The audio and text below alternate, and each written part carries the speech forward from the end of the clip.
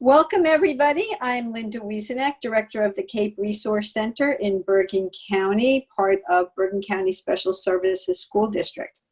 And tonight, I am very pleased to welcome Maria Fischer and Paul Prior, attorneys at Hinkle Prior and Fisher. I want, you know what? It's in my head for so many years. It happens. Hinkle Prior and Fisher. So we are very honored to have them tonight. They are experts in the field. Their entire practice is devoted to serving people with disabilities. So they are definitely experts, and they have practices in New Jersey as well as Pennsylvania. So far-reaching. Tonight we're going to focus on SSI, SSD, all kinds of benefits, and more importantly, for some people, the CARES Act. We know it's very confusing, ever-changing, and Maria and Paul have combed through all of the documents, so they can give us the up-to-date information as they know it. And just a little bit of housekeeping, everybody's muted tonight except for our presenters because we have so many people on the call and everyone can't talk at once. But please, we love questions. Please type your questions in the chat box. And that should be, I think, for everybody on the top of your screen. And I will be monitoring those. Okay? And hopefully I can get them out fast enough, which is always an issue with the chat box and with so many people on the call. So I'm going to turn this over to Maria and Paul, and thank you again for devoting your evening to all of us. Thanks, Linda. I mean, it's really it's really our pleasure to spend the time with you all. I mean, despite the long ride that we had to get to you tonight, you know, and we fought a lot of traffic to get there, you know, it's well worth it to, you know, help inform families. I hope everybody found a good place to park. Get yourself a beverage, you know. I usually would say at the back of the room, but that would be your kitchen. So, hey, at least you get to get a beverage of your choice this evening and go for the good stuff, my advice would be. Everybody wave. Hi, everybody. It's like, so it's like all these people wave. It's like my favorite part of Zoom, I guess. It's my little piece of entertainment for this evening. We are here tonight to talk about benefits, SSI, Medicaid, SSDI, you know, all of those things that are really confusing, that have a lot of numbers to them. And we're going to also talk about the CARES Act, because that kind of weaves in, and there's a lot of misinformation, a lot of unknown information for that particular topic and how it affects benefits, or really when it affects benefits and who's eligible and so forth. So we'll spend some time on that. So I'm Paul Prior, and this is my colleague, Maria Fischer. Hi.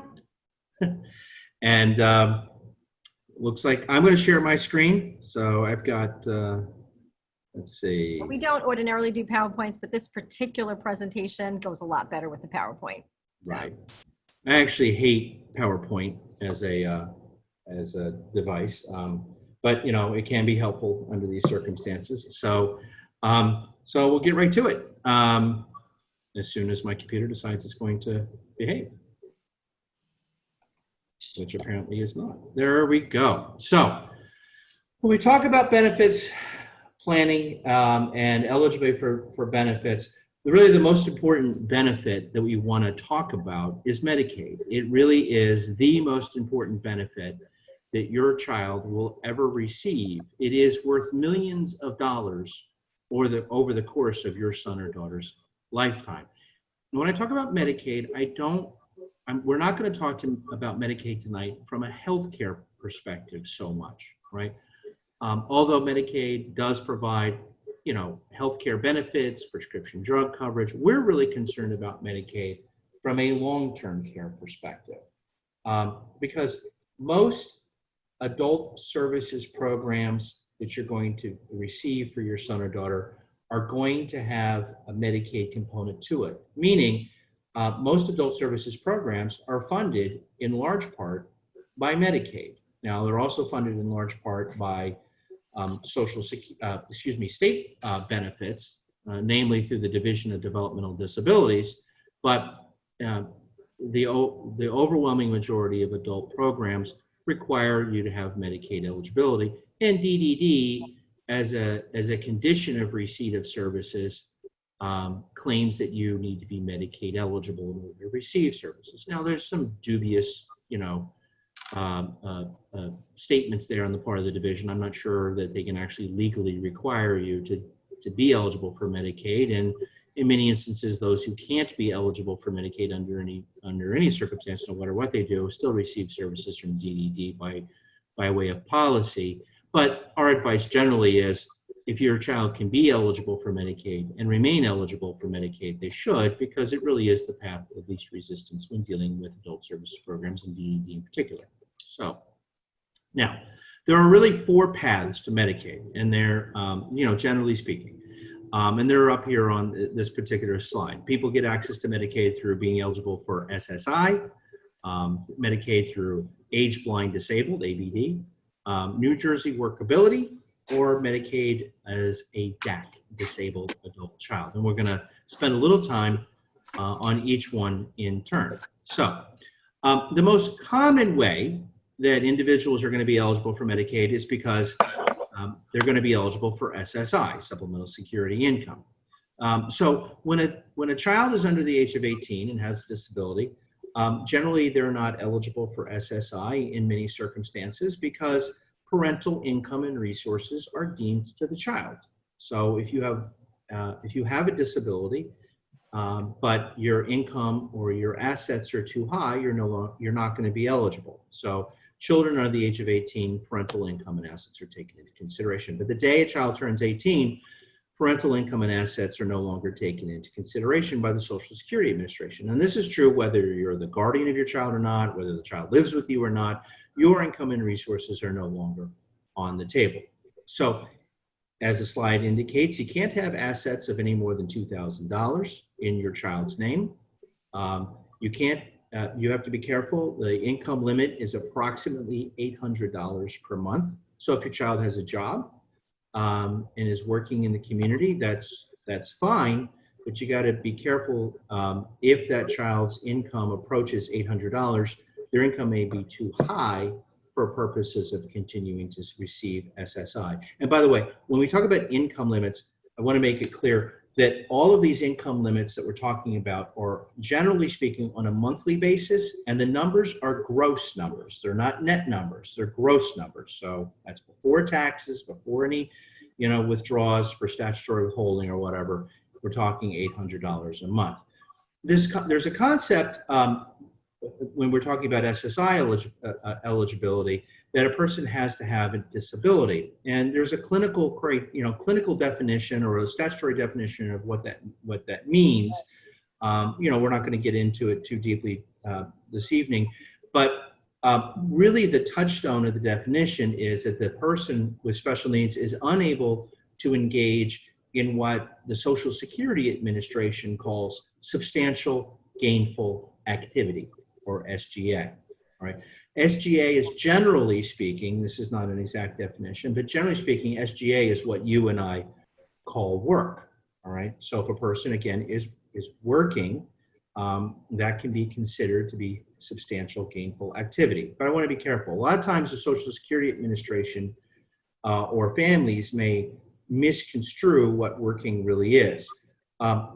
Working, when we're talking about SGA, means that you're working in a competitive environment, same kind of competitive employment situation that you or I might be in, or you and I might experience.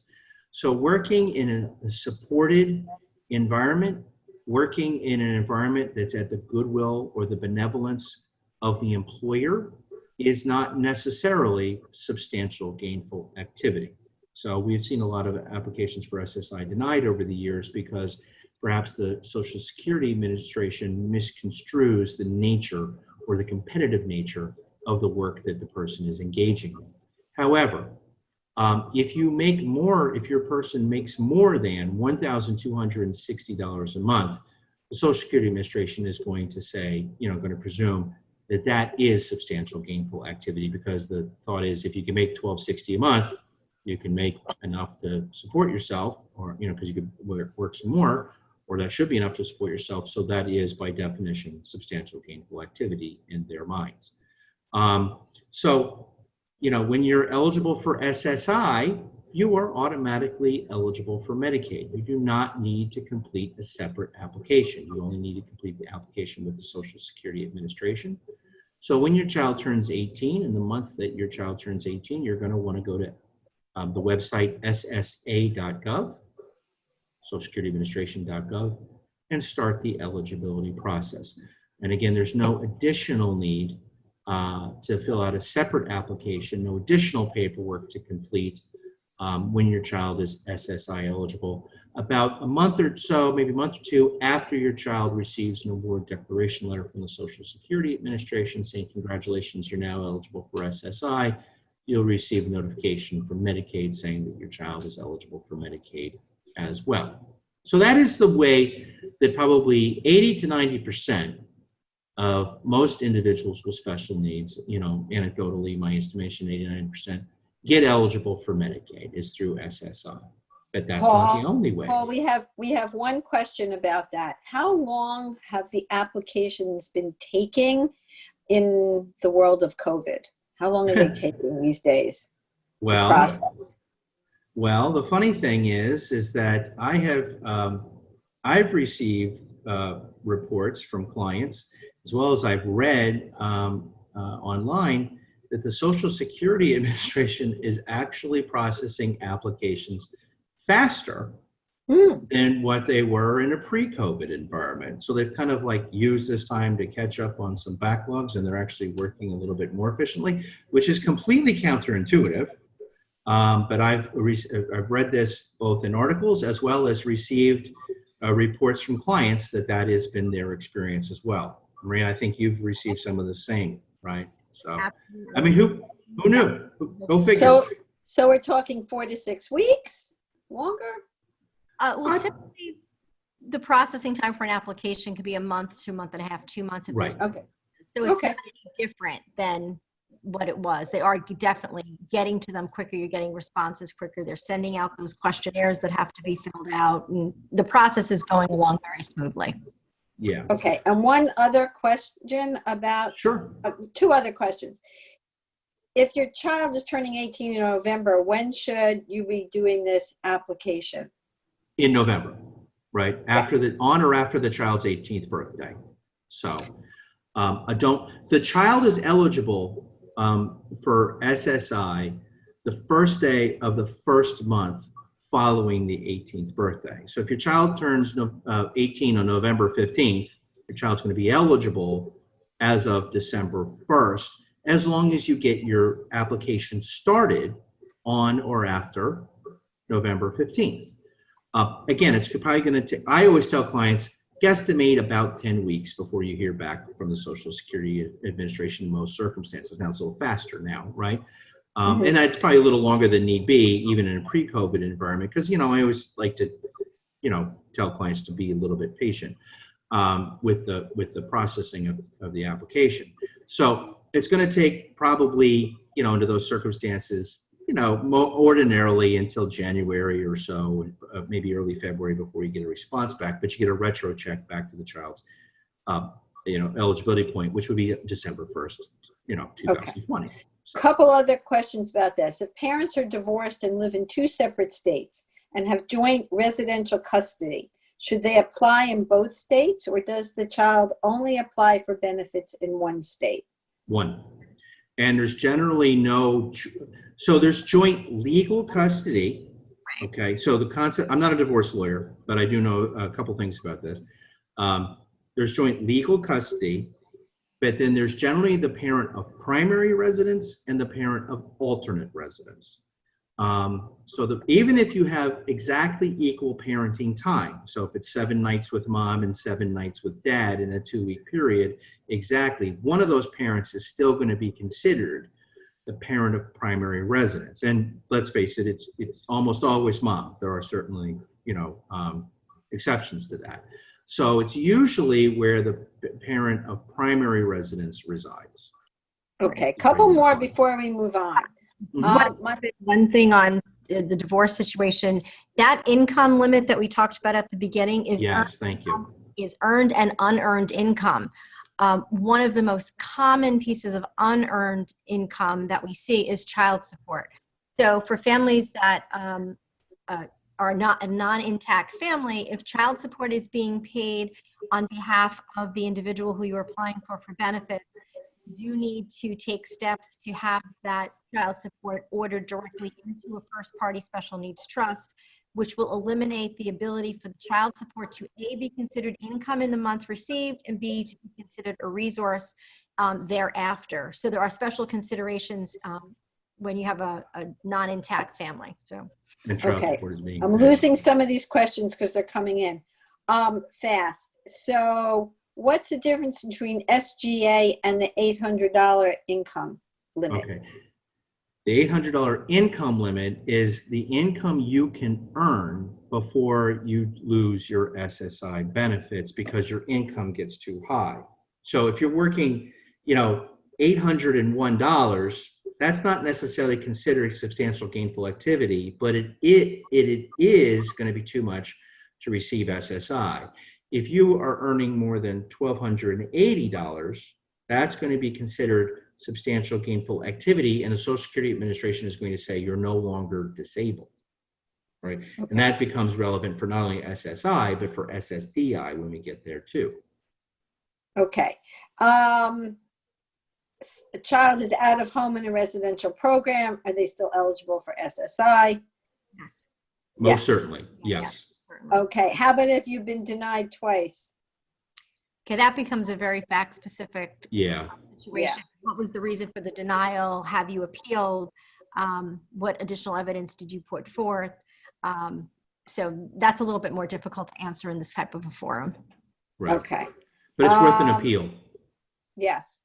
Are you going to talk about what needs to be done before filling out an application? Do you need a doctor's report?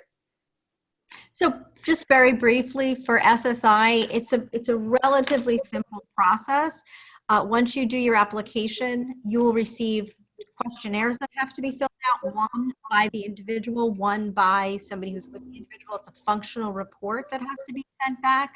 The Social Security Administration will ask for releases. They prefer to go and get the information from doctors on their own. They send out their own letters and then they request the information to be sent directly to them.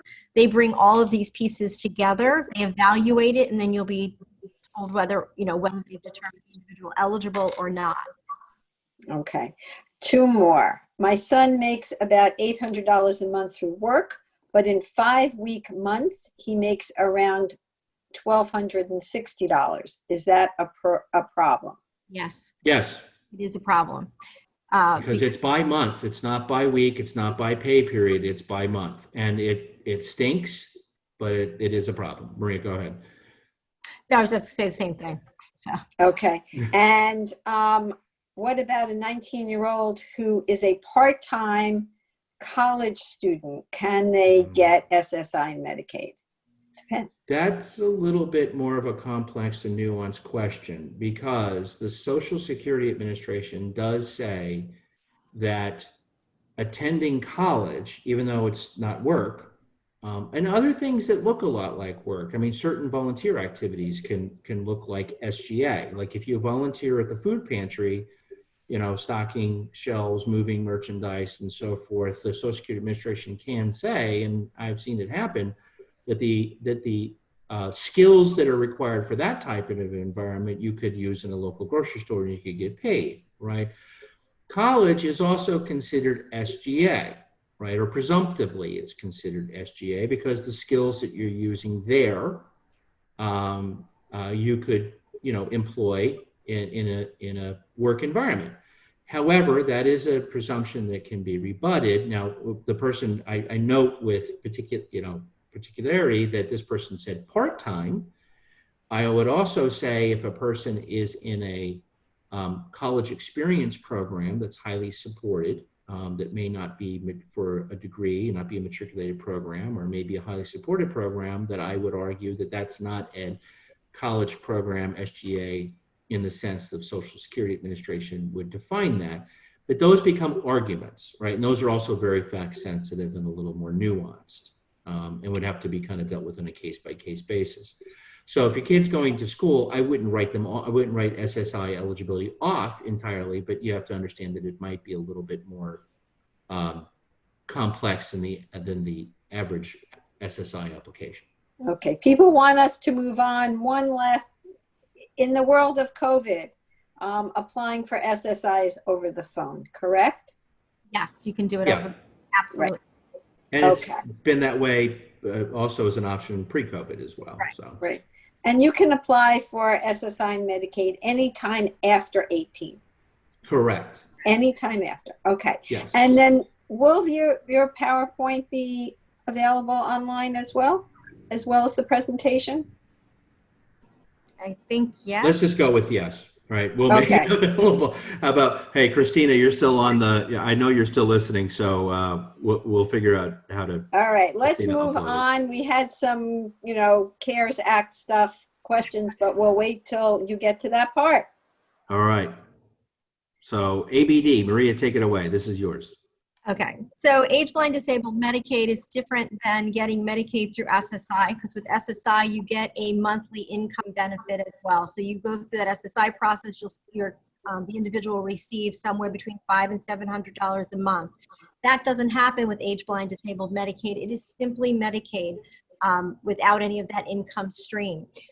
It has a little bit different income limit. So the income limit is $1,064 a month, and the asset limit is $4,000. So for some individuals, if they don't fit into the box for SSI, maybe they've got some other income like child support that's higher than $800 but less than this amount here. This may be an easier way to go. Requires that the individual is determined to have a disability. And this application isn't done with Social Security. It's actually done at the Board of Social Services. For those of you who were mentioning before that you've applied for SSI and you were denied, just so that you are aware of this, if the Social Security Administration has determined that your denial is based on not having a disability, Medicaid will follow suit, and they will accept that Social Security has made that determination, and they will also deem you to not be disabled.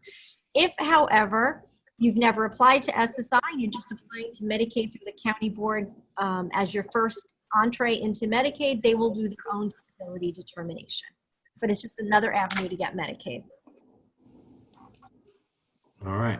The next is workability. Again, I don't want to necessarily spend too much time on it, but just to refresh folks' recollection, workability is a very large exception to the income and resource rules that are generally applicable to other programs. And it is a path to gain access to Medicaid if an individual is working. Again, now this doesn't have to deal with this doesn't have anything to do with Social Security Administration and what it means to be engaging in substantial gainful activity. It's a separate path that you apply. Individuals between the ages of 16, 60, and 64, working full or part-time, right? Going back to the part-time status stuff. And you can earn no more than about $60,000 per year.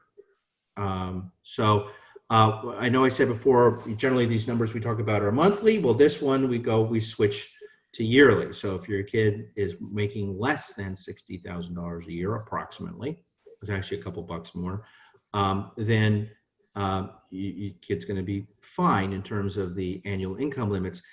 You can't have unearned income of any more than $1,064 per month. What does this mean in this instance? Again, that gets back to child support issues. That gets back to other unearned income that the person may have, through some quirky circumstances from like investment or passive income of their own, or unearned income based on the work history of a parent. So a lot of times when parents retire and they draw Social Security themselves, their child with a disability is going to be eligible to receive a certain level of Social Security benefit themselves under mom or dad's Social Security number in their work history. If what they receive under mom or dad's work history is greater than $1,064 a month, the unearned income limits are going to be too high, and it's going to knock them off of their eligibility for workability. And that gets us into some of the practical Workability is a great program, and it is one of those things that kind of becomes one of those catch-alls in a lot of circumstances when we can't find a path to Medicaid eligibility under other more traditional means. You know, we look to workability as an option, but there are some practical considerations, like when parents retire. A lot of times a child is going to get an income benefit under mom or dad's social security number greater than 1064. All of this assumes that people are working. So what happens right now, right? Businesses are closed, offices are closed. If you're getting your Medicaid through workability and you're no longer working, right, are you still eligible for workability? The answer technically is no, although the Medicaid, the state of New Jersey has not booted anybody off Medicaid simply if they lost their job as a result of COVID. But if you lose your job because you're no longer working at the goodwill or at the pleasure of your employer, if there are other economic downturns and you get laid off from your job, you know, that becomes a pitfall that you need to be aware of when you're entering workability as a path to Medicaid. Because let's face it, guys, as a practical matter, our guys are usually the first ones that are let go during an economic downturn, and people are having to make tough decisions. There are some asset limits. Instead of the $2,000 asset limit that we talked about under other circumstances, we're now talking about a $20,000 asset limit. Liquid assets do not include Social Security disability benefits on the individual's work history. So if the person's working and they get SSDI under their own work history, they're going to get, that's not going to be counted as earned or income. Individuals receiving railroad retirement system benefits, you know, that's just one of those weird little particularized exceptions. IRAs and 401ks, qualified retirement accounts, aren't taken into consideration. The value of a home, if the person owns it, is not taken into consideration, and the value of a car is not taken into consideration. So yes, your child can own and drive a Ferrari if they wish, and it's not a countable resource. So just have them swing by my office every once in a while to take it out for a ride, just to make sure it's in good working order. Okay. So Maria, do you have anything to add about workability? Just to clarify on the qualified retirement accounts and pensions, they have to have been funded with the child's own work funds. They can't be that Right. mom and dad was putting the money in for them, then they do count. Those are specific limitations. Since the individual is supposed to be working, they're allowing any of the resources based on their own work to not be counted. You have to be careful if parents are funding it. Right. Okay. And of course, what happens if a parent dies and a person receives an inherited IRA or 401k? Yeah. That's also a problem too, because that's going to be counted as well. Remember, IRAs and 401k should be paid over to a special needs trust, or the alternative is we just encourage parents not to die. Right. So. Of course. That's We good. all want to live forever. A couple of questions. What happens after age 64 with workability? Programs No idea. programs no longer available at that point. Right. It's only for individuals within that age range. And if you think about it, after 64, you're starting to get your own Social Security benefits. And I think that that's the combination. It's really Right. meant to gap measure between that period of time. Okay. By the way, workability is not that old of a program, so it's not like there's a lot of folks that have reached that upper limit. But you're right. You're, theoretically moved other things. Okay. What do you mean by unearned income? My disabled 34-year-old niece is receiving Social Security from her deceased mom in the amount of $1,473, and then she works part-time, receiving about $500 or $600 a month. That $1,400 under mom's Social Security is unearned income. And that is one of the practical dilemmas of workability. So, Okay. but how much was she earning? You said $500 from her job? Between $500 and $600 a month. Okay, so the next slide that we're going to go to, as long as that individual had been receiving an SSI Right. benefit before receiving that benefit on the parent, they would be covered for their Medicaid. So hold that question because the next slide is going to answer And I Next think I should clarify that. you answered if a child is on SSDI and workability, what are the limits on earning and assets on her own income? And I think you answered that. Right. Well, SSDI on the individual's own work history is not counted. Not counted. Right. Okay. All right. And you can't collect SSI and ABD at the same time. So either one or the other. Right. You can never be on more than one Medicaid program at a time, and there wouldn't be any benefit to that. Right. Correct. Okay. All right. Moving on to disabled child.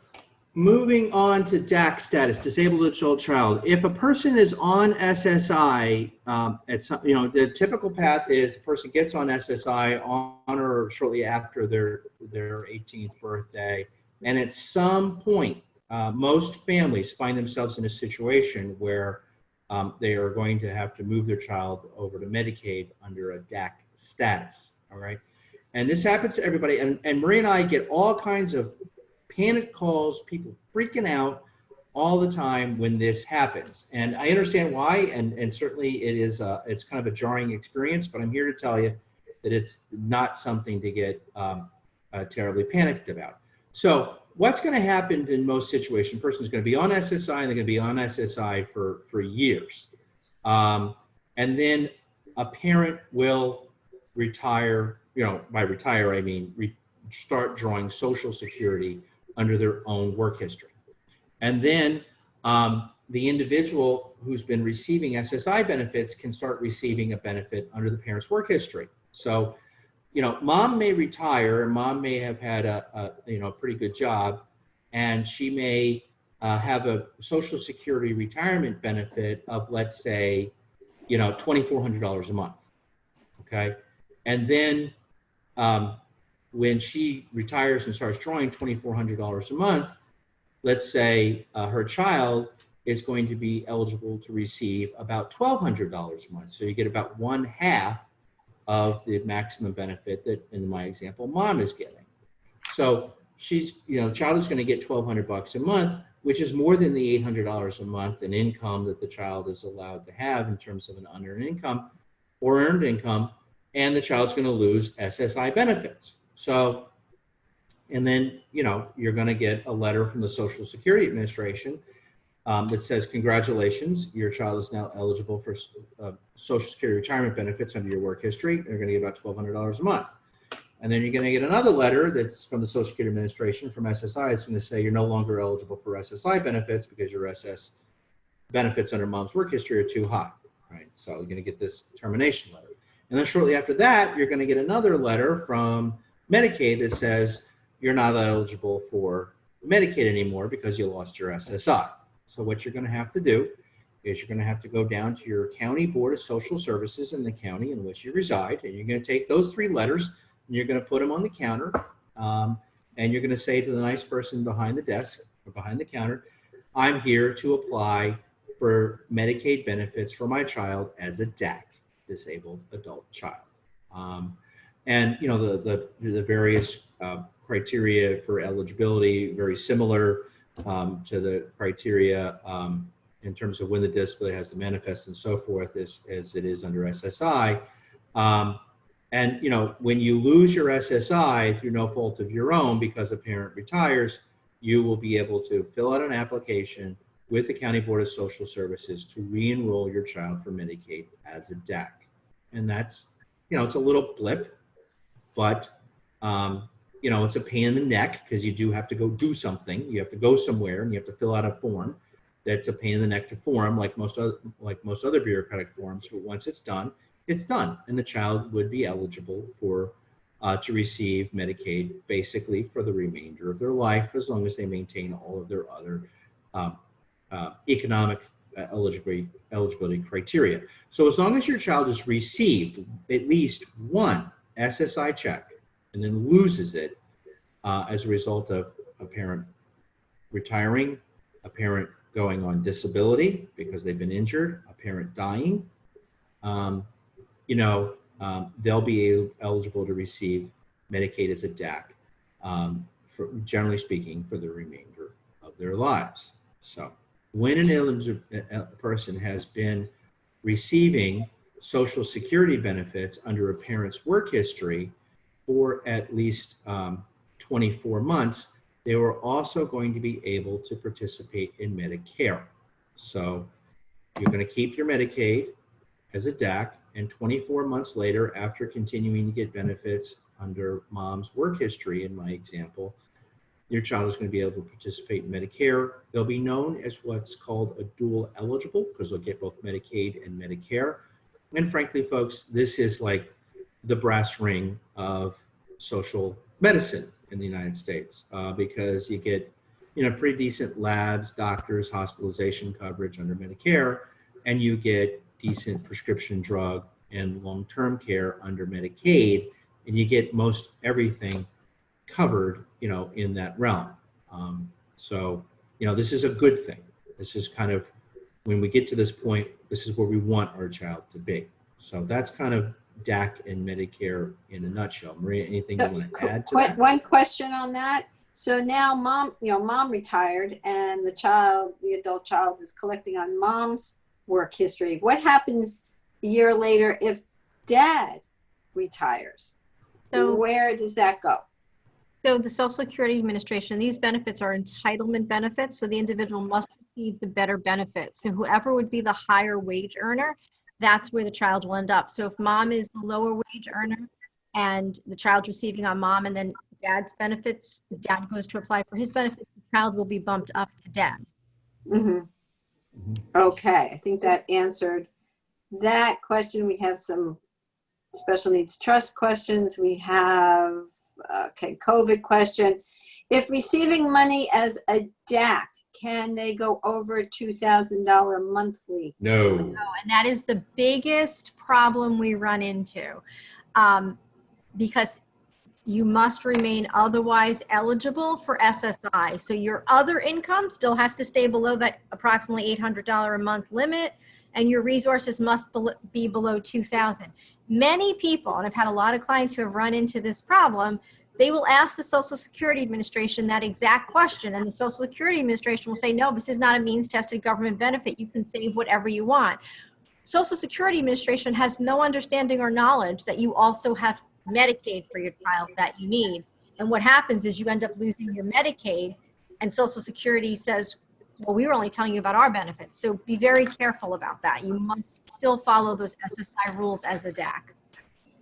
Okay, so I think that answered the next. My son is dual eligible DAC. Will he still have problems earning on his job over $1,200 in 5-week months?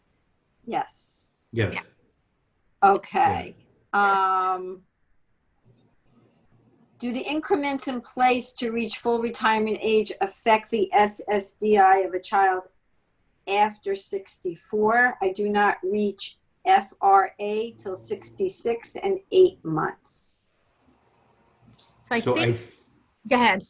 Yeah, I think the person's asking, if I wait, the longer I wait, the longer Mhm. my Social Security benefit is, will that affect what my child gets? And the answer is yes, because the child is going to receive approximately 1/2 of your maximum benefit when you begin to draw. So if that's 62 or 66 or 70, or whenever you decide to start taking Social Security on your own work history, that's going to be your number, and your child is going to be about 1/2 of that number. Now, when you die, not that I'm wishing this upon you, right? And again, we've talked about avoiding death, and it's still our advice. But when you die, your child's benefit will go from about 1/2 of your benefit to 3/4 of your benefit. So something to take into consideration when planning. All right, one more on this. I think when my child receives both Medicaid and Medicare, how does the Medicare premium get paid? And can my adult child get a supplementary policy? So yes, you can get a Medicare supplement if you wish. I generally don't think it's often necessary. Maria, I don't know if you have a different opinion on that. Or a lot of times parents get it because it just makes them feel more comfortable. So Maria, you want to jump in with your thoughts on that? Because I know they sometimes differ from mine on this topic. No, I don't have a different thought on that. I just usually tell clients to take a look and see if they think that it's necessary, because when you have Medicare, you have Medicaid to back it up. Sometimes you're paying for that extra policy for no reason. Part of the Medicare premium will be paid by your Medicaid, however. So that's happened in New Jersey. Okay. And my child who's DAC and has Medicaid was recently sent a Medicare card plan A and B. Can we lose any of his Medicaid entitlements by having Medicare? We were told Medicare now is his primary insurance. That's true. True. That's true. That it's primary from a healthcare perspective. Remember, I don't care about Medicaid as much from a healthcare perspective. I care about Medicaid from a long-term care perspective. Because again, Medicaid is going to fund in large part, community-based or center-based day program services, recreational services, in-home supports, and then of course the biggie, residential services and supports. Okay, one last question on this. Will there be a lapse in coverage when my child switches to a DAC? Not really typically. That's noticeable as long as you act quickly. It really is one of the easiest challenges that we have to deal with. Right. I should have said in my comments about DAC status, when you get those 3 letters I spoke about, you do want to act quickly, right? The division, will work with you in terms of they know you're working in the process, but you don't want to sit in your hands for like 6 months and then go down to the County Board of Social Services to fill out the application. That would be bad. Okay, let's move on. Okay. Maria, take it away. This is your slide. Change the slide. All right. So Social Security Disability Insurance. So this is different from SSI. So SSI is a benefit for an individual who has not paid in to the system enough to receive a benefit based on a work. There are many individuals with disabilities who will work even part-time and be able to accumulate enough work credits, quarters, and enough money paid in that they will be eligible for an SSDI benefit on their own work history. That individual could potentially be eligible for an SSDI benefit and an SSI benefit at the same time.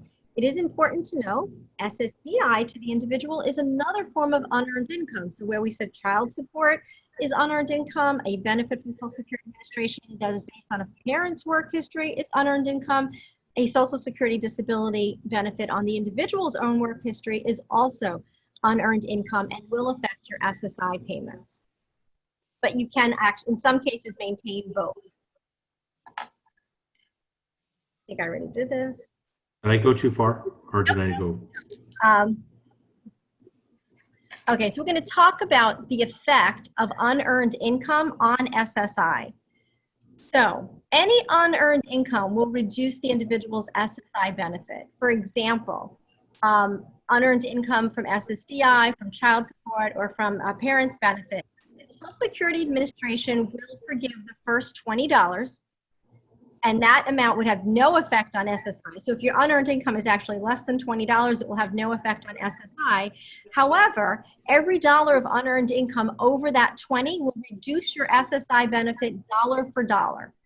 So if your SSDI benefit is $100, $80 will be reduced from your SSI benefit. So it does have an effect on that benefit.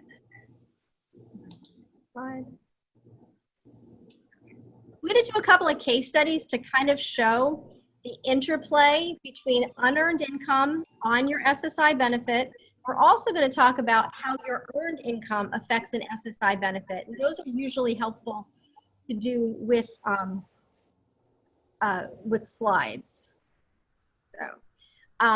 So in this case study, we have Mary, who's receiving $700 a month from Social Security in supplemental security income benefits.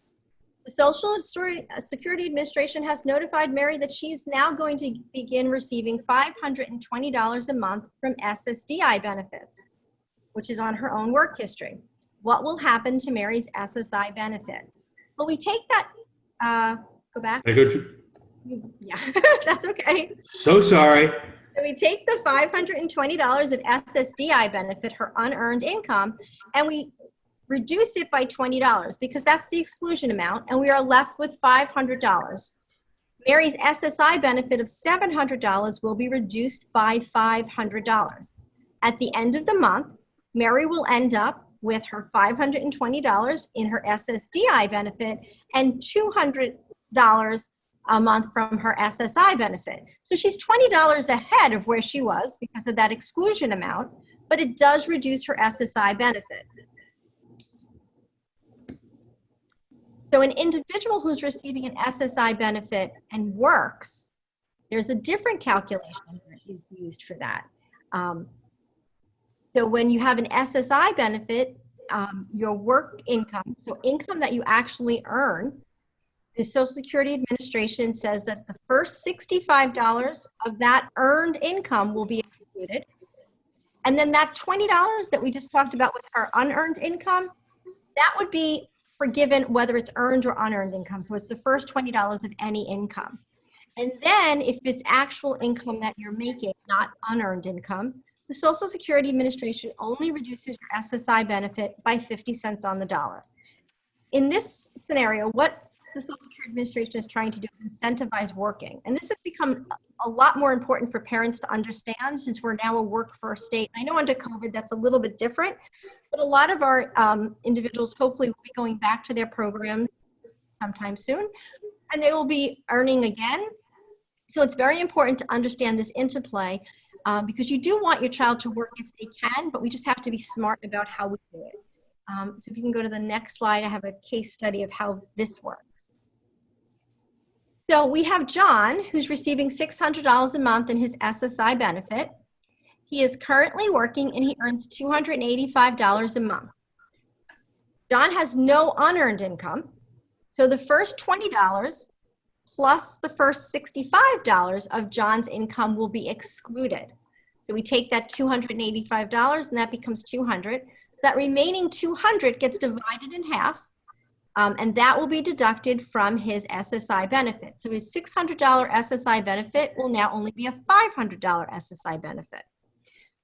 But you can see how there's a benefit to John, because if John was only receiving SSI, he would have $600 a month. But if he works and receives his SSI, he will end up with $785 a month because he's going to have $500 from SSI and the $285 from his income. So there's a benefit to him working. And there's also a benefit beyond just how this works financially. There's a benefit to him working because he's productive and he's independent. So all of those pieces that we all get from work, that fulfillment feeling. But it also helps from a financial perspective. And as long as his earnings don't go over the amount that would actually have him lose his benefits, this is a great plus. So it is definitely possible for an individual to work and continue to receive their SSI benefits. Go to the next slide. Next. Yeah, I'm trying here. Hang on. What just happened? Oh, there we go. Whew. Sorry. I just want to let you know that I was like literally gonna have a panic attack in about 2 more seconds. So. Okay, so often when we're going through this, somebody says, well, you know, what if we have both? What if we have some unearned income and we have work income? So this is kind of the interplay of that. So in this case study, we have Jane, who receives $600 a month in SSI benefit. She receives $120 a month in an SSDI benefit and $165 a month in income from her job. So the first $20 of her unearned income will be forgiven. So that 120 becomes 100, which will reduce her SSI by that 100. Her work income of 165, the first $65 would be forgiven. And then she would, half of the remaining 100 would be reduced by, her SSI would be reduced by that, which is 50. So we take her $600 in her monthly SSI benefit.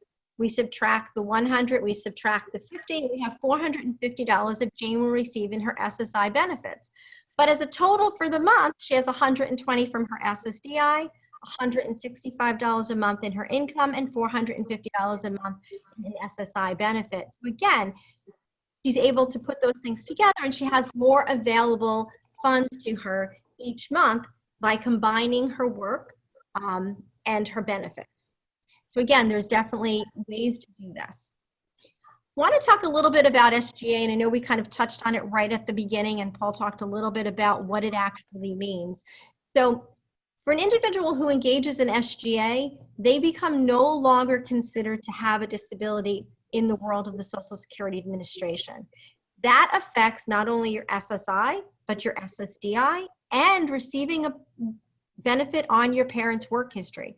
If you are not a disabled individual, then you cannot receive any of those benefits, because that's the first touchstone criteria, is that you have a disability under the Social Security's definition. So not working over that SGA number, that 1260, which is what it is for 2020, that number does go up each year, is really critical. So SGA is substantial gainful activity, and it's not determined by income amount alone. So as Paul touched on at the beginning, we often have individuals who are working, but the only way that they are able to work is due to having some impairment-related work expenses or special considerations. So impairment-related work expenses are something that will actually reduce your work amount, your income amount, so it brings it below SGA. So let's say you're working and you're able to earn $1,500 a month. But in order to do that, you're paying a job coach $1,000 a month, because the job coach is with you all the time. Social Security Administration will take that into consideration, and they will say, well, really all you're earning is the $500. It's the amount, the difference between what you've earned and what you have to pay in order to earn that. And then you would not be considered to be over SGA. The caveat there, though, is with these impairment-related work expenses is the individual has to be paying for it. So it really only comes into play if you're hiring your own job coach. If that job coach is being provided through DDD or DVR, that's not going to count. That has to be something that you're actually paying and deducting from your own earnings. However, if the only way that you can work is because you do have job coaching with you, or if you're in a specialized environment, the Social Security Administration will take that into consideration as well. And in those situations, they look at the totality of the picture and say that they will not disadvantage the individual simply because an employer is treating them the same. So we look at things like, is there a job at that employer that is exactly the same? And if it was a typically developing individual holding that job, do they have more responsibilities? Are they given, is the individual with the disability given more latitude? Do they take more breaks? They have different scheduling. They have different requirements. And if those things are true, those are things that you bring to the Social Security Administration to say, you might not think that it looks like this individual meets your criteria of a disability, but that individual truly does. And those individuals that were asking questions about appealing, these are the kind of things you sort of have to peel back and look at with relation to why Social Security may have said that the individual doesn't meet the criteria for a disability. Go to the next.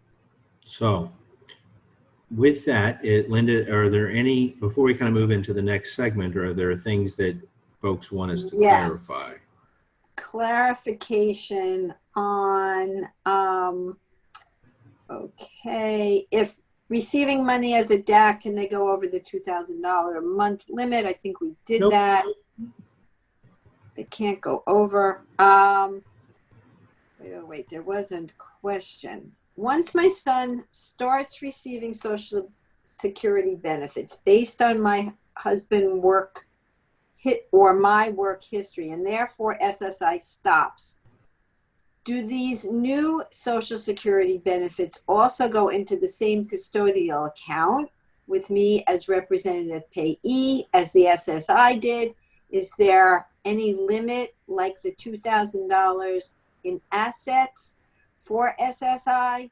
As guardians of our son's estate, do we account for his Social Security income on the annual report to the county court as we do for SSI? So I Okay. think they're asking So about. I think there was a whole lot of questions in there, but most Right. of them are yes. Right. Right. Most of the answers were yes. Yeah. Yes. Okay. And by the way, just because this is like this is like the third or fourth question of the $2,000 resource limit, guys. Never, ever, ever more than $2,000 in resources. It's just generally the safest place for you to be, no matter what. I mean, I know I talked about the workability, having a $20,000 resource limit, and you know, qualified benefits plans don't count, and all the rest of that stuff. But look, guys, as a general rule of thumb, because there's such an interplay with all of these benefits, you got to go to the lowest common denominator, and that is $2,000. DAC, SSI, ABD Medicaid, you know, other programs like housing assistance and so forth. You have to have a limited amount of resources. So if you don't remember anything from tonight, generally speaking, almost in 99 and 90 and 44, 100% of the cases, you want to keep your child's assets to below $2,000. Okay, always. Okay. So the next question, do these rules apply if you have special needs trusts and all incomes and parents' pension go into this trust? Now, are you going to, I'm sure you're going to address special needs trust in April. We're going to talk about trust shortly. But as a general rule, funds that are in a special needs trust are not considered to be resources. One thing I did also just want to kind of mention, especially in this COVID world and the fact that so many individuals were working, hearing a lot that individuals who were working even through programs have applied for unemployment benefits. You need to be careful with these with unemployment benefits, because although they do not affect SGA because it's unearned income, it does count as unearned income for purposes of SSI in the month that it's coming in, and it will also count as a resource in the following month. So this becomes a little bit more tricky. Ordinarily, an unemployment benefit only gives you a portion of what you were making. So if you were earning and you were able to keep your benefits, because we get into like one of my case studies where you weren't going over, normally getting an unemployment benefit isn't going to give you more money, it gives you less. However, in this world of COVID, unemployment benefits have been increased at the state level, and then there is that additional amount that's coming from the federal. So you do need to be careful about those numbers, how much they're going to be, and how they're going to affect benefits, because you really don't want to start to lose your benefits. So in this question, my daughter received SSI, and since COVID, she's collecting unemployment plus the additional $600 a week. Right. Yes. Does the $600 affect the $2,000 limit? So the first and foremost thing that I would be concerned with that $600 is that plus the state amount that she's getting is all unearned income. So if she's going for $800, we've got an income problem before we get to the resource problem. So the way this works is money in the month it comes in is counted as income for your benefit. So if you receive something on June 10th, it's income up until June 30th. On July 1st, if that money is still sitting there, it is now a resource.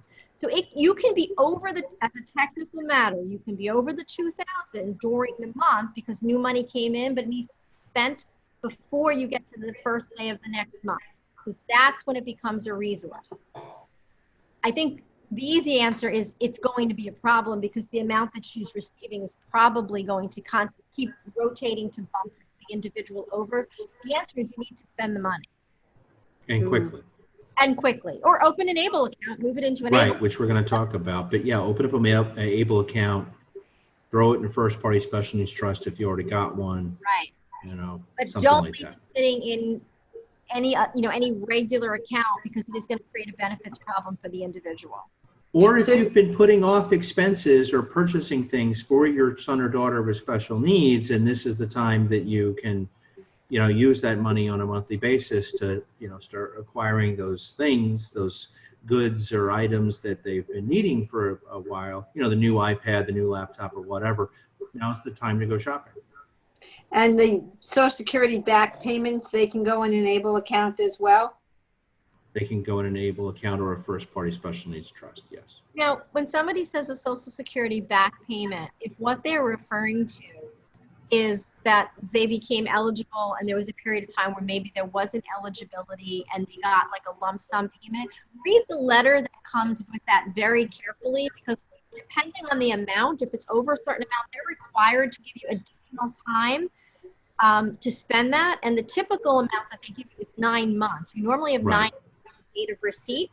And they also are required by law to break that payment up if it's a certain percentage over what you would otherwise be receiving. They can't give it to you all in a lump sum. They have to break it up, spread those payments out, giving you 9 months on each of them. So read the letter that comes really carefully with that, because sometimes that can help avoid some stress. Okay, this is a question about CARES stimulus deposited $1,200 on the 28th of the month. Then SSI went on the 1st, and the balance of the account went $4 over the $2,000. How does that affect the SSI and Medicaid? Can you just give me the dates one more time? So the 1,200 went in Right. on what day? Was on the 28th of the month, and then SSI went in the account on the 1st. Okay. And now the you're You got to Next spend $5 by June 30th. Yeah, you got to spend $5 by June 30th. I would strongly suggest spending more than the $5. Yeah, me too. Right. So that Right. money that came in on the 1st doesn't become a resource until July 1st. Right. Okay, and there's a question about the COVID stimulus check just put us over the $2,000. Please confirm we have 12 months to spend down. Yes, you do. You have 12 Yes. months. So we just flipped our slide to the CARES Act slides. Right. This is Okay, kind of all what we. right, here we go, and then we'll see if there are Right. any other questions. And I like the mattress. If you haven't bought your kid a mattress in 15 years, Go so out. it's time. It's And time. get a really nice one, Right. like the really cushy one, and get the Yeah. nice box spring to go along with it. That's right. Exactly. That's right. So easy. So we'll give you a little overview on the CARES Act. Paul, did you want to? Go ahead. I mean, Maria, why don't you go ahead and take this Okay. if you like. So these stimulus payments or economic income payments are really like hot on everybody's mind right now. And just before we get into this, just want to say 2 things. First of all, the law is not clear. It's changing constantly, and there is constant advocacy going on, which we can all be very thankful for, to make this better. So when it first came out, there was all this talk about that you had to actually, if you hadn't done a tax return, you'd actually have to apply. Well, we know that that's not the case anymore, because through a lot of advocacy, it was deemed that that would really hurt individuals with disabilities because they don't really do a tax return. And now we're asking them to go online and figure out how to fill out a form, that, government form, which is never easy, in order to get particular benefits. So then that was kind of removed. So as a shorthand, an individual who's receiving a Social Security Administration benefit who is not claimed as a dependent on someone else's tax return is eligible to receive a stimulus payment of $1,200.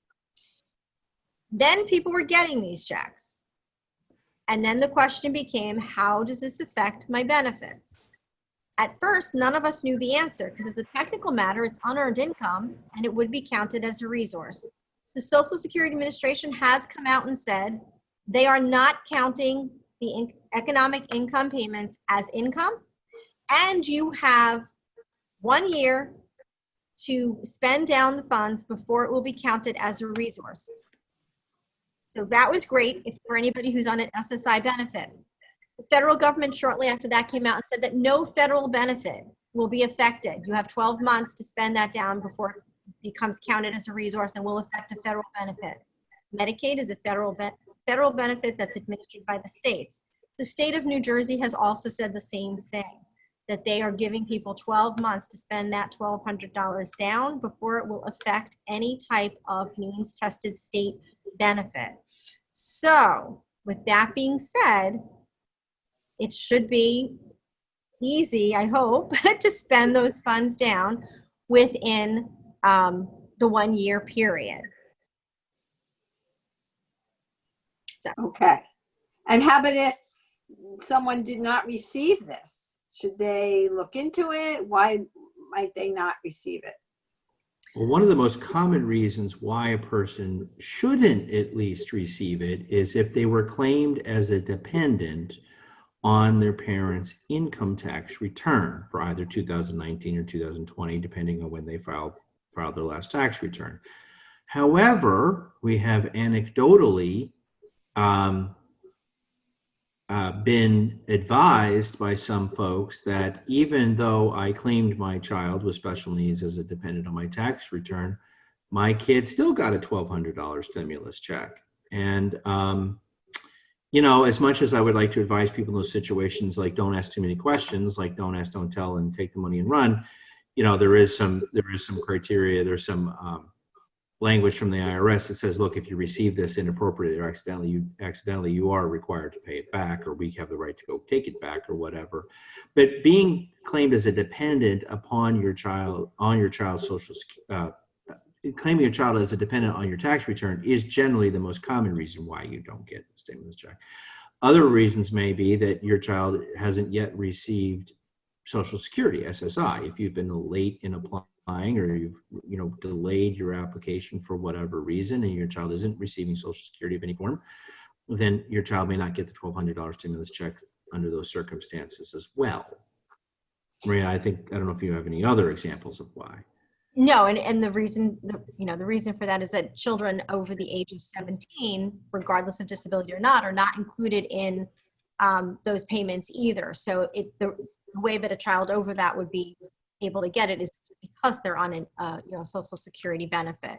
Now, to that point about that dependent piece, I just want to make clear, but there's a lot of advocacy going on out there saying that that piece of being a dependent on somebody else's return should not stop somebody from receiving one of these economic impact payments. I have checked and checked and checked, and I'm constantly checking to see if that has changed. As of this morning, there is nothing out there that says it has changed. I've even contacted some of the groups who are advocating for this, and they're saying they're still waiting and still pushing for it. So it may be something that's going to change. So keep your ears out for that. But it is definitely something that is a hot button issue right now, not just in the world of disability related services, but other family situations as well. Okay, so this particular person or child received a stimulus check that appeared in his representative payee account, but he's claimed on my claimed as a dependent on my tax return. Does it get returned next year at tax time? A great question. Don't know. Yeah, we don't know. We're not 100% sure of what is going to happen with that. We're waiting for some guidance to come out. There is guidance from the IRS that does say if you've received received something improperly, you are supposed to return it. Not real clear on exactly how that would all work. My advice in that case is to put that payment somewhere. It's not going to affect benefits for 12 months. Don't spend it. Let the dust kind of settle on what's happening out there in the world. And I'm sure between now and that period of time, somebody's going to figure this out and get in touch with you, or maybe they're going to change it and this dependent rule is going to go away and then you have it rightfully. But for right now, those people, I would say, don't spend it. Just, sit on it and wait to see what happens, because there's a lot of confusion out there. And remember, there's a lot of advocacy going on the national level over that issue. Not only as it relates to people with disabilities, like the ARC of the United States is out there, other national disability rights organizations are out there advocating that, I may claim my kid with special needs as a dependent, but they should still get the $1,200 stimulus payment. And a lot of those other reforms that Maria mentioned before are as a result of national advocacy. But the issue over the $1,200 payment and, dependent children is not limited to a disability related advocacy. I mean, speaking as the parent of a college kid, I would really like to have, that $1,200 because it might pay for one book next semester or something if he goes back. So But, you know, there's advocacy in that vein all around. But the reality is that no one knows the answer to that question, including the IRS and the Social Security Administration. So, Okay. yeah, just be This careful. this one is interesting. We have two children with disabilities, one who just turned 18 in May and one who is 22.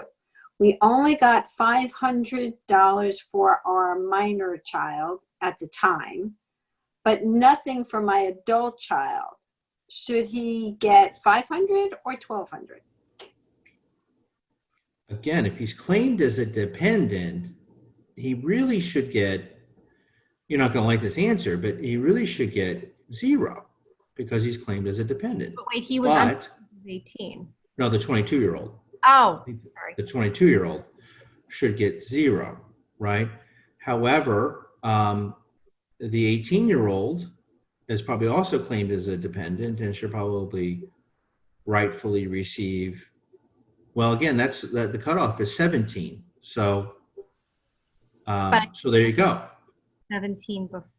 Does it say he received it when he was 7? Because it said received as a minor, right? He turned 18 in May. So the family probably claimed him in 2019 as a dependent because he was 17, or they filed or the time they filed their 2020 return, the child was 17. If they filed by April 15th, so right, should have gotten the $500 as a child, having nothing to do with whether or not the child has special needs or not. That child could be a child with special needs or neurotypically developing. No, they're both with disabilities. Right, but the $500 question would have been regardless of whether the child has special needs or is a neurotypically developing child. Right. Okay. So that child probably received just based on being, 17 at the 17. point. They were counting it at the point where the child was still 17, right? So. Okay. And how are these payments realized? Do they come into your SSI account, or are they sent via mail? How is that done?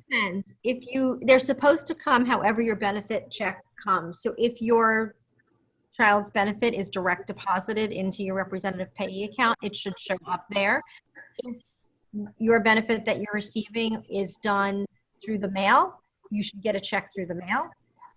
So it's supposed to be the exact same way that you're receiving benefits that allowed you to be eligible for these. Okay, here it says my 26-year-old didn't get a stimulus check. Is it because he lives in a group home and my account no longer claims him as my dependent? No, that child should have gotten, if you're not claiming him as a dependent, even though he lives in a group home, he should get the $1,200 stimulus payment. Now, by way of reference, and this is anecdotal only, I can only tell you based on my experience. So my older brother lives in a group home. My mom does not claim him as a dependent on her tax return. So he should have received a $1,200 stimulus, check. And my mom kept asking me, is David going to get a stimulus check? Yes, Mom. Then a week goes by. She says, "Are you sure he's going to get a stimulus check?" Yes, Mom. And then like 2 more weeks go by, and she's like, "Are you really sure you know what you're talking about, that he's going to get a stimulus check?" I said, "Yes, Mom." And then it becomes, "You sure you don't want to ask Maria whether she thinks she's supposed to get a stimulus check?" Right? Because of course my mom would brief Maria before me because, and my brother's stimulus check came late last week. So it may be just that your child hasn't received it yet. Right.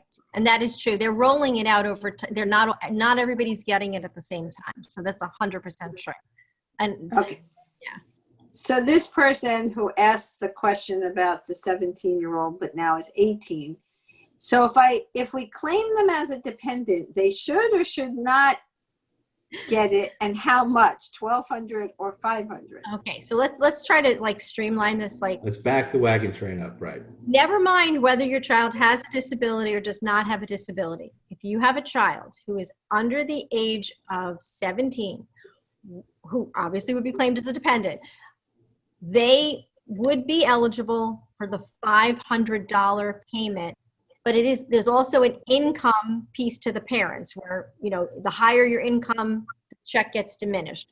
So anybody who is under 17, who is whether claimed as a dependent or not, should get a $500 check. $1,200 check is not for the child, it's for the adult.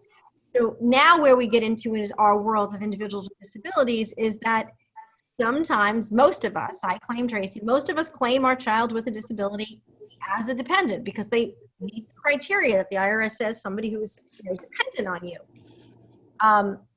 Those individuals technically should be getting 0 according to what the rule says at this moment.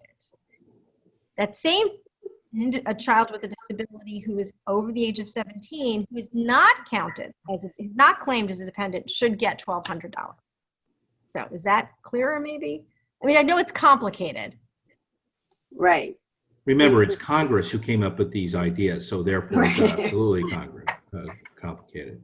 So if you are spending, this person says, if you I thought SSI payments could only be spent on food, clothing, and shelter, and you started talking about iPads and other things. No. And do you have to keep every receipt? How does that work? Okay, so as a general rule, SSI payments are meant to be used for food, clothing, and shelter first, but as long as that's being provided and not necessarily provided from the SSI money itself, you can use those funds for anything for the sole benefit of the individual who's receiving that benefit. I think people have heard me talk plenty of times, like Tracy uses a lot of her money to go to concerts, to buy videos, those kinds of things, because I provide her food, clothing, and shelter to her. So you can use that for anything for the individual. You have to use it on the individual. Right. It can't be on me. Like, she doesn't take me to the concert. Let's be clear. I take myself. She takes herself. So you can use it for any of those things. The same thing with these economic impact payments, the stimulus payments. They're supposed to be used for that individual, but they're not limited to be used for food, clothing, and shelter. You can use them on, furniture, anything that the individual needs. You can use it for that.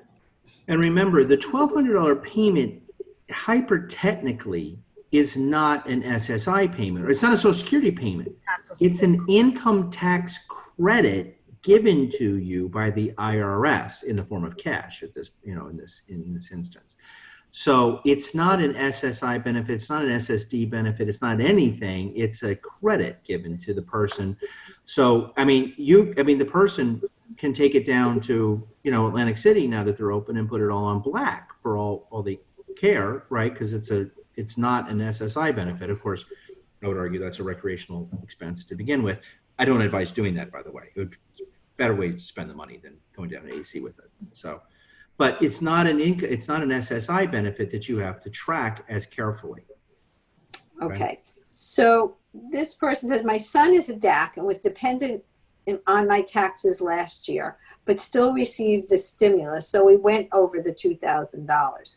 I tried to open an ABLE account as an authorized individual, but ABLE now is asking for financial authority, although I sent them guardianship papers. They're freezing the opened account. What do I do? Okay. This is this goofy notion that they come up with that you got to be this guardian person or property as well as person. Right. So there's some questions. So I'm going to try to answer this in a general fashion because there's some questions that would have to be answered for this. So if you are the guardian of person only, New Jersey ABLE takes the position that you do not have the authority to open the account for the individual. If you wrongly takes the position in our view, by the way, but so put that aside. So that becomes problematic because what they're basically saying is, the person has control over the property. So therefore the logical answer would be, well, then the individual with the disability should be able to open their own ABLE account because an individual with disability can open an ABLE account. However, New Jersey ABLE has also pushed back on parents with regard to that. And they said, well, if the person's been determined to be incapacitated, we're not sure they really can open the account, even though they have not been determined to be incapacitated with regard to property. So we end up in this very funny spot where we're not really allowing that account to be opened. parents have gone back to the court to become guardian of the property. Another kind of FYI, just to get this out there, New Jersey Able also takes the position if the parents are co-guardians, they are giving pushback because they only allow one person to be the authorized rep for the account. And if you're co-guardians, they take the position one of you can't open the account. They won't let two of you do it. Newer guardianships are now making provisions for that by allowing parents to putting specific language in so that parents can do those things separately, not have to be co-guardians for the purposes of an ABLE account, but older guardianships are running into those problems too. So I'm not 100% sure what the reason for the pushback, but there definitely is pushback from New Jersey ABLE on some of these issues. But would have to know a little bit more to tell them exactly, to be able to advise them on what to do. Are you going to be talking about what an ABLE account is? Where do you go to open one? We can go, those are the next slides. We're going to do ABLE. Okay, so hold on to those questions, folks who had ABLE account questions. And I think hopefully the rest of those questions will be answered in the next slides. Okay. Were there any other about the CARES Act specifically? If they've not, they can ask them at the end too, but. Yeah, okay. Yeah, okay. So, Paul, I think we're moving. Then when we move on then. So really, when we're talking about these things, I mean, remember, when we talk about setting up trusts or ABLE accounts, we're talking about any resource. Remember when I said $2,000 in resource, it's from anywhere. Savings bonds, funds in a bank account, uniform gift to minors, uniform trust to minors, improperly received inheritances, settlements from personal injury actions, and so on. Those are all resources. Assets in a special needs trust are not considered a resource to the child. There are two types, generally speaking, kind of moving through this in the interest of time. There are two types of special needs trusts generally, but are sometimes referred to as self-settled or first-party special needs trusts, and what are often referred to as third-party trusts. Different practitioners use different names for things. First-party trusts, self-settled trusts, OBRA, O-B-R-A, Omnibus Budget Reconciliation Act of 1993 trusts, D4A trusts, Medicaid payback trusts, etc., all the same thing. Right, different practitioners, different people, different articles you may read online may refer to them by any number of those terms, but they all mean the same thing. What that is it's a trust which is set up and then funded by assets which belongs to the person with special needs, him or herself. So mom and dad set up a uniform gift to minors account. Mom and dad don't know about these things, and they set up a will that leaves money to their child, and then they die, and then a person with special needs receives money. Aunt Petunia or Uncle Vernon pass away, and they leave a gift to the child with special needs directly as an improperly received inheritance. A child is injured at birth, and they sue a doctor as a result of alleged medical malpractice, and they receive a multi-million-dollar settlement, etc. Those things belong to the child with special needs, and they have to go into a first-party or self-settled trust. Okay. A third-party trust is a trust which is established and funded with assets which belong to a third party, like mom and dad, like grandma and grandpa, and the money goes directly from mom and dad or grandma and grandpa to the third party special needs trust. It never passes through the child with special needs' hands. So instead of Aunt Petunia and Uncle Vernon leaving the money directly to the child with special needs, they would be better served, or everyone would be better served, I should say, to make the gift directly to the third party special needs trust. The main distinction between the two types of trusts is this. In a first party trust, when it really is immaterial what happens when the child with special needs passes away. In a first party trust, when the child with special needs passes away, any assets in the trust have to go back to the government, Medicaid in particular, up to the amount that Medicaid is spent on the child with special needs over the course of his or her lifetime. So you can keep the child eligible for benefits. Assets in a first-party special needs trust are not, no matter what's in it, are not considered a resource. But when the person with special needs dies, Medicaid gets paid back first. A third-party trust is a situation, again, where mom and dad generally fund the trust, or grandma and grandpa, or whomever. When the child with special needs passes away, if there's any money left over in the trust, anything that's left over goes to wherever the person who created the trust decides they wanted it to go. Usually that's mom and dad who make that decision when they establish a trust of this type. So oftentimes they may say, if there's any money left over, the money would go to my neurotypically developing children, or to charitable interests that have provided substantial assistance to my child over the course of his or her lifetime. Of course, you do have to be careful with that, particularly if there's IRA money and so forth in that kind of a trust, because there's some tax implications, which we won't get into. But there are, that's the main distinction between the two. And you create a special needs trust simply by, having some bald-headed lawyer or some lawyer, with long brown hair and glasses, or whatever, set up a trust agreement, which then, when the parent signs it, a trust springs into existence, right? It's a trust is nothing more than a piece of paper with words on it. It's not an account at a bank necessarily. It's not some mysterious mahogany paneled marble floored financial institution. It's a piece of paper with words on it that when mom and dad sign it, a trust is created. It's like a fictitious entity. Trusts don't have their own names, their own tax ID numbers, etc. And once created, they can be funded. Okay. And there's a difference between a trust, some difference between a trust and an ABLE account. And Maria, we were talking about it before. Maria, feel free to jump in here, but an ABLE account is an account. Unlike a trust where you created this fictitious entity because you signed a piece of paper, an ABLE account is an account somewhere, and it is established and funded with assets that belong to anybody, including the child with special needs.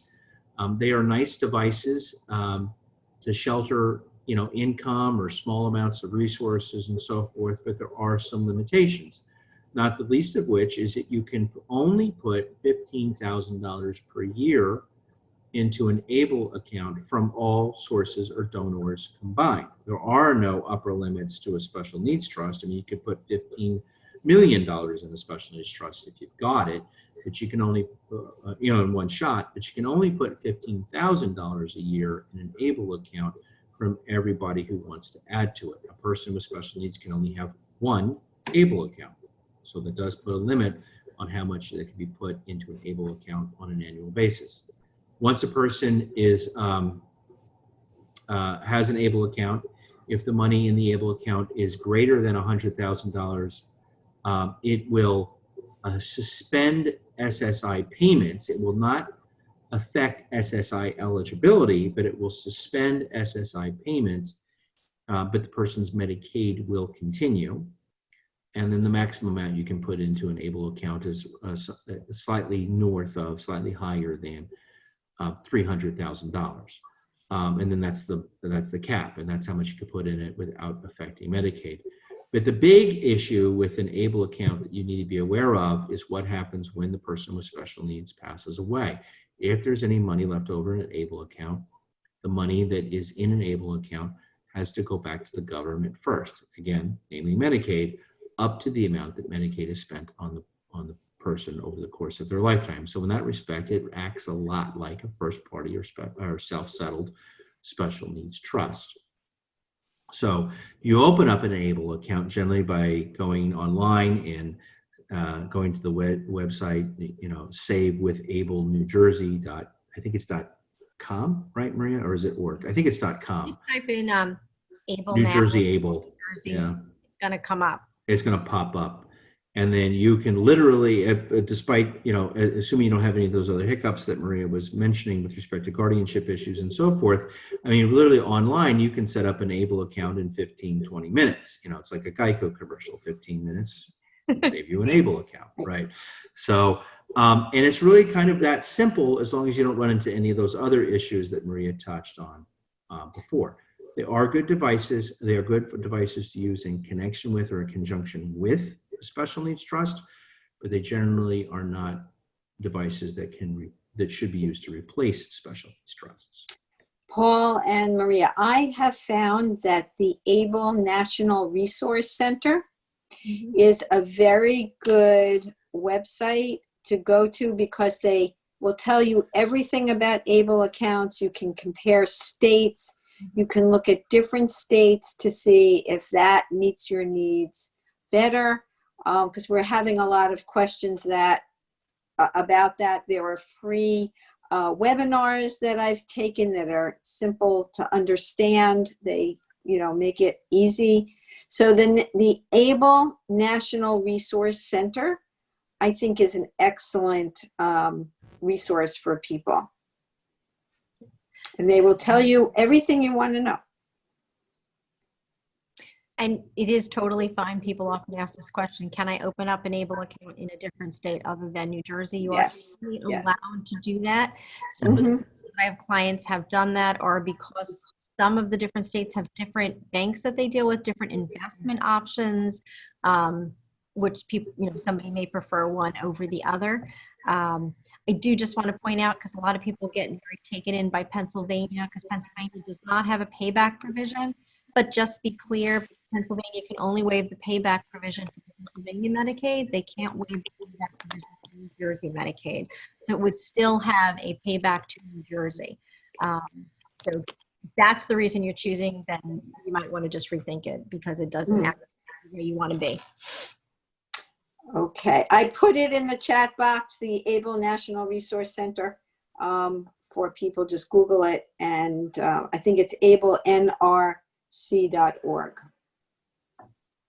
Okay, I think that was all we have. We have some other questions that I want to get back to, but those were, when do you set up a first party special needs trust versus a third party special needs trust? Again, you would set up a first-party special needs trust only in the instance where you have assets in the child's name because of one of those things I mentioned before. Somebody established a uniform gift or uniform trust of minors account before we knew, these issues, before we knew that the child had special needs. Someone leaves a gift directly to a child with special needs. Someone dies and leaves an inheritance or makes a gift. Or things like personal injury settlements. Those are only the instances, or similar circumstances, or only the instances which I would advise establishing as first-party special needs trust. I often, unless it's completely unavoidable, right, because the sum of money is so high that we're trying to protect, I generally try to avoid using a first-party trust because of the government payback provision. You're rewarded for planning ahead. If you establish a third-party trust and you amend your documents and you tell grandma and grandpa to amend their wills and so forth to make sure that money goes into a third-party special needs trust, that's what you want to do because, again, there's no governmental payback or clawback provision. Okay, so question, and I'm going to go back to some of the other questions, but this is about ABLE and special needs trust. Our guardianship is only for the person, nothing on property. My question is, how do we set up an ABLE account or a special needs trust? So if your guardianship has no effect on setting up a special needs trust. That's, and you don't have to be the guardian. Anybody can set up a special needs trust for the individual. The individual just has to have a disability that you're setting it up for. The ABLE account, that's where that becomes problematic. And that's because of ABLE's reading of some rules. So you may have to either try to have the individual set up the account, the individual's disability who's not been determined to be incapacitated by way of property, try to have it set up that way. If you get put back, I have had a number of clients who have come back in and said, we've decided we want to have guardianship of the property simply because of the issue with the ABLE account. And then it's just a matter of going back to court, having it determined that the individual needs a guardian with regard to property, and then your guardianship would be person and property, which for some people, that is the path of least resistance and the easiest way to solve that problem. Okay, and can assets from a 401k or IRA be moved to a trust without penalty?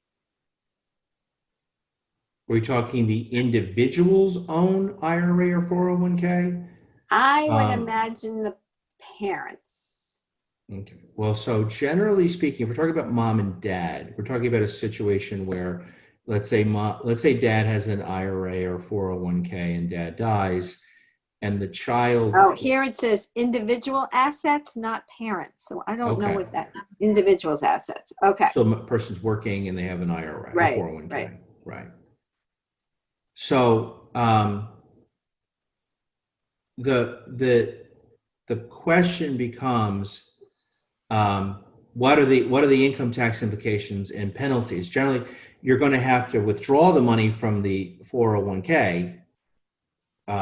You're going to have to take the penalty. You're going to have to pay the tax, and you're going to have to move it to a special needs trust, right?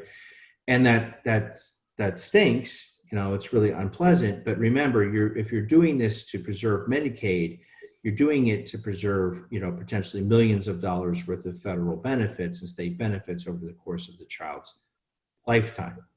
And generally, the income tax or penalties that are going to get paid in those circumstances are going to pale in comparison. But unfortunately, there's no tax answer that you're going to like. And again, in that instance, those monies are going to have to be moved to a first-party special needs trust, which has a Medicaid payback provision, because it's the child's money in his or her IRA or 401k. Okay, a couple other questions about this. Can an ABLE account be used to fund a vacation? Yes. Okay. Sure. Yeah, it's for anything that will enhance the individual with a disability's life, and I would say a vacation would fit in there. The other thing that's really great about the ABLE account is funds in an ABLE account can be used for rent. So that's a benefit that the ABLE account affords to an individual where a special needs trust doesn't, because a special needs trust, the funds can't be used for food, clothing, and shelter without creating a problem for benefits. But from the ABLE account, the government says that it's not going to work that way, so it doesn't work that way. So that's a benefit. Okay, hold that thought about rent. I have a couple questions, but I'm going to get to them after this. Okay. Does your child have to be under guardianship to be a beneficiary of a special needs trust, or is it okay if they don't have a guardian? They do not have to have a guardian. They do not have to have a guardian. Okay. They have to be a person with a disability. Right. Is that term is defined by the Social Security Act, or at least you have to reasonably believe they would be disabled under the Social Security Act in order to set them up as a beneficiary of a special Right. trust. So an individual who has a physical disability but not a cognitive disability would not be a candidate for guardianship, but would absolutely be a candidate for a special needs trust, just by way of example. Okay. And someone, if they're under 18, they can be a child and you can have an ABLE account. Mm-hmm. Sure. Okay. Or a special needs trust, or both. Or both. As a co-guardian, if only one guardian can set up and access the account, is there a provision in case the guardian can no longer function to attend to the ABLE account? Okay, so I kind of touched on that a little bit, but I think this goes a little further. So the issue that we have is that the ABLE account administration says that if you are a co-guardian, they will not let one guardian set up the account, and they will not have two authorized representatives. So the guardians have to be authorized to act jointly and severally for purposes of an ABLE account. So that's step one, the account set up. If the account is set up and one guardian is now the authorized rep and something happens to that guardian, somebody else will step in to be the authorized rep. No different than with your Social Security benefits. If something happens to the rep payee, somebody else now becomes appointed to be that rep payee. So somebody else will be able to step into that role. Okay. And what would be the reason to have both a special needs trust and an ABLE account? Couple of reasons. So reason number one would be, so an ABLE account can hold funds that belong to the individual or that belong to someone else. So if you're going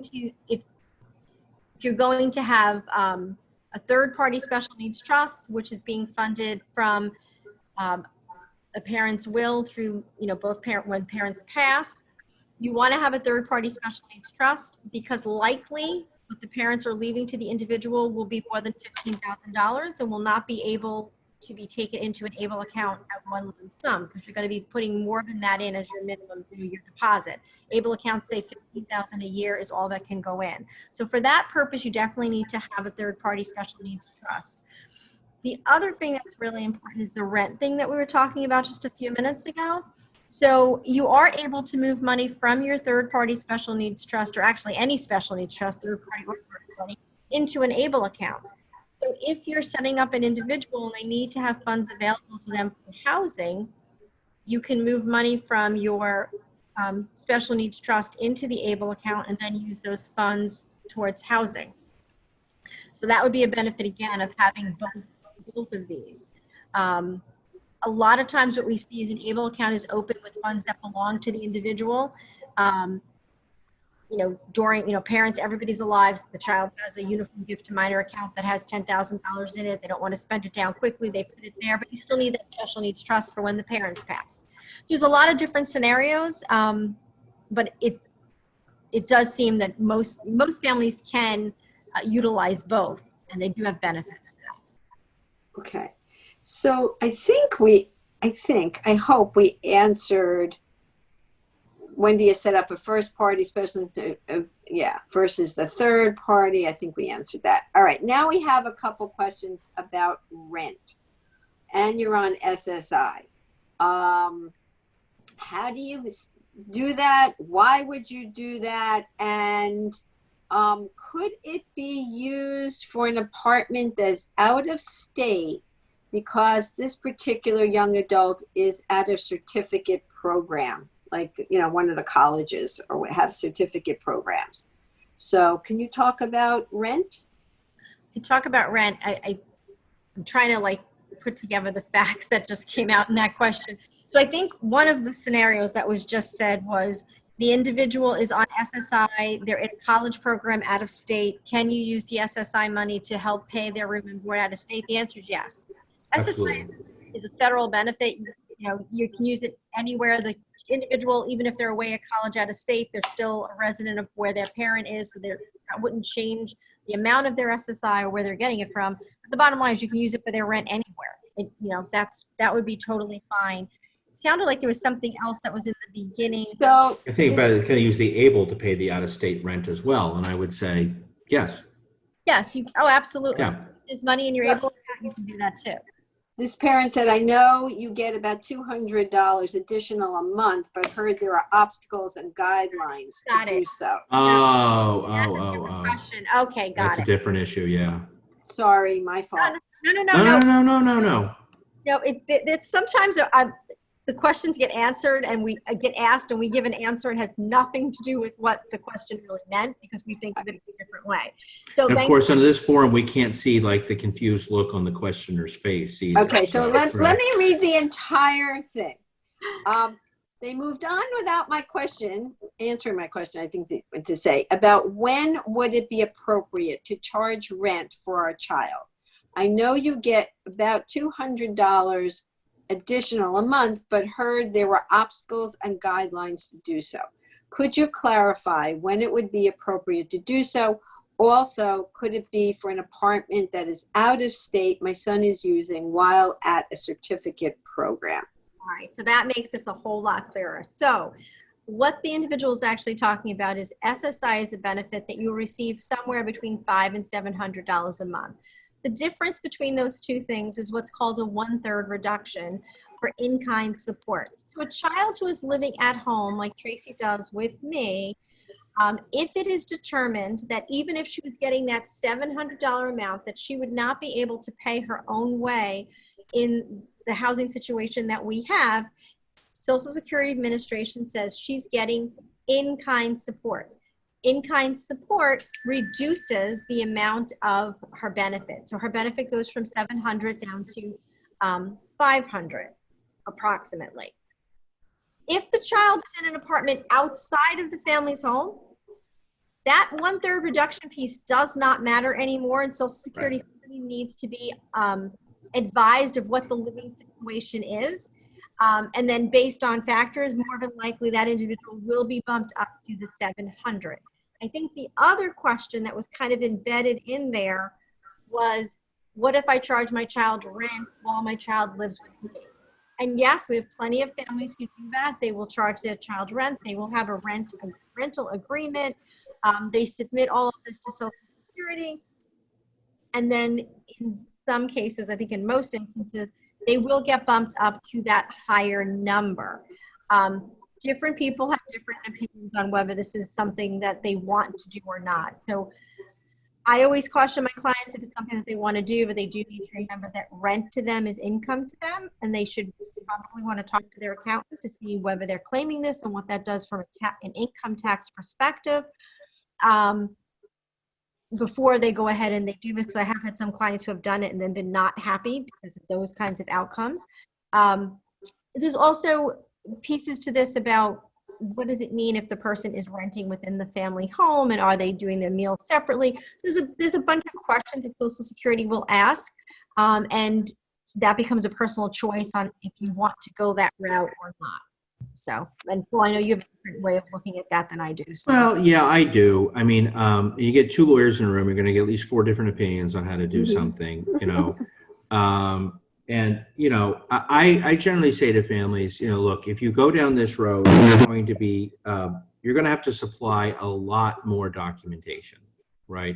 You're going to have to provide a lot more information, have a lot more answers, and a lot more stringent sort of reporting requirements. And the question I ask clients is the $200 a month worth it to you to do all of this? And for some people it is, and for some people it's not, because, you know, it's a maddening process to have to keep up on. I generally tell people, and, you know, I am mindful this is being recorded, you know, you charge a kid room and board, you take the Social Security money that they're giving you, you know, whether it's a taxable event as far as income is between you and your accountant and your God, if any, and of course the IRS, and you've got to make choices of whether or not you're going to claim it as income or not. But obviously you're going to want to consult with your accountant on those issues. And I generally I think that a lot of times under those circumstances, because as Maria just said, you know, where are the meals prepared? I mean, the rules get to, where is the person's food stored? Where do they prepare their meals? It's like, you know, it's just like to me, it's way too interferent in my life. I mean, the government is too deep into my life to begin with. I'm not sure that I want them anymore, because I'm not sure I want them auditing where my kid keeps his Doritos, whether it's in his own pantry or my pantry. So. Okay. So there are a couple comments. So you must submit a rental agreement to get the bump up, but it becomes income to parents. Yes. Yes. Mm-hmm. Okay. Yes. Oh, sorry. Then it says, can it be considered room and board? Yes, and room and board, if I'm not an accountant, so whatever I'm about to say here, check with your accountant. Room and board, as I understand it, is different from rent, right? So rent is income. It's rental income. Whether you own a rental property and you lease it out to a detached tenant at an arm's length transaction, that's income. Or you charge your child rent and you collect rent, that's a taxable event from an income perspective. Room and board is generally considered reimbursement of parental expenses, as I understand it, and is not a taxable event. Now, again, I'm not an accountant. I'm a lawyer, so you will want to verify that with your own accountant. Of course, that gets into issues with respect to, are you going to get the $200 bump up? I just think, look, we all, as parents and people who've got active lives and a lot going on, and most of us have neurotypically developing kids that we've got to schlep all over the place and into their activities. Is this really, you know, something you're going to want to go, is this a road you want to go down and you're going to spend the time? To me, it's just easier to say, I'm charging my kid room and board $500. I'm taking the $500 out of the kid's account, so it never gets over $2,000, and I'm calling it a day because it's rough justice. Okay. Another question about the rent. And Maria disagrees with me, by the way. No. Two lawyers, 4 opinions. So one other thing on the rent, early on, there was a question, the parents that are divorced, they both have 50-50 custody, but one has the primary residence, the child lives there, you know, that designated as the primary residence, that parent can charge the child rent, correct? I think the short answer is yes, but with only 5 minutes left in this presentation before Right, this cuts out, exactly. there's not enough, there's a lot there to unpack. Right. So the short answer on rent is yes, but that doesn't mean that social SSI money can't also reimburse the other parent for expenses when the child is with them. I have a client with that type of a situation. I usually talk more about, you know, what expenses does that parent have? What expenses do you have? And sort of figuring out how to divvy this money up so people are getting paid and the money's getting out of the child's name. And of course, what are the implications on the child support obligations from the parent of alternate residence? All right, we have a few more minutes. What is the best way to track withdrawals from a trust, and how often, and what is the reporting process? You track every withdrawal from a trust. Every single solitary addition and subtraction from a trust of any sort needs to be tracked. And you track it by keeping diligent and accurate and contemporaneous records of the transactions. You treat this the same way you treat this better than you would treat your own checkbook. You record every deposit, you record every withdrawal in whatever green ledger or financial, software, Quicken, QuickBooks, whatever you're using. And you just keep a record of what the money is, when it's being added, when it's being withdrawn, and what it's being used for. To the extent that you can keep backup information, that's a good idea. I'm not suggesting you keep every receipt for every time you go to McDonald's or whatever, but you do want to track that information, because if you're the person making those deposits and withdrawals, that means you're the trustee, and you have a fiduciary obligation to keep accurate books and records. It's not hard. It's just something. It's actually quite simple, but it's just something you need to do diligently. Because if Medicaid ever comes back, or Social Security Administration ever comes back and says, I want to see the books and records for this trust to make sure that you're using it for purposes that it was intended, and that you're not using it for purposes that would interfere with government assistance benefits, you better be able to explain yourself. Because what will happen if you don't is they're going to say your kid, your brother, sister, whatever, is not eligible for benefits. And that's just not a position you want to be in. Okay. Literally, we have 90 seconds left. We're going to get kicked off, correct? Well, it's an approximation. Grace period, but not too much time, right? So, okay.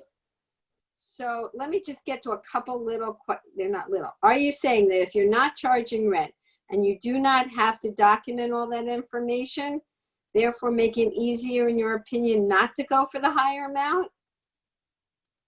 Generally speaking, now look, this is a broad presentation, and this is a general advice targeted to a wide swath of the listeners and viewers.